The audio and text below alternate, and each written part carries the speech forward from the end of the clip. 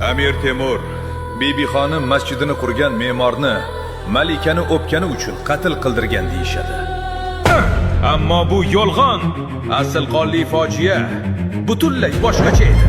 Butun dunyoni titratgan Temur suyukli yori oldida butunlay boshqa odamga aylanardi.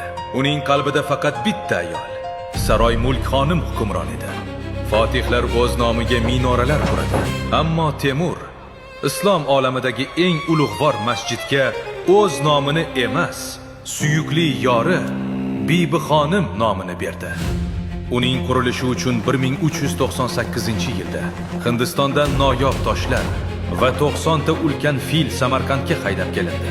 200 ta eng zo'r usta tunu kun tosh yo'naldi. Ammo zafarnomaga ko'ra, safardan qaytgan Temur masjidni ko'rib, ko'zlari qonga to'ladi. Nega?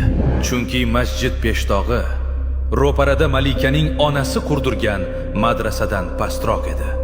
Ayolimning inshooti hammadan baland bo'lishi shart degan g'urur va fanatik muhabbat tufayli Temur mas'ul me'morlarni shu zahotiyoq qatl qildiradi. Ayoli uchun fillarni o'yinchoqdek yetaklagan mag'lubiyat bilmas Amir Temur yoshligida eng sharmandali mag'lubiyatni alam bilan tatib ko'rganini bilarmidingiz? Bitta ham o'q uzilmay, otlar balchiqqa botib qolgan mudhish Loy jangi fojiasi.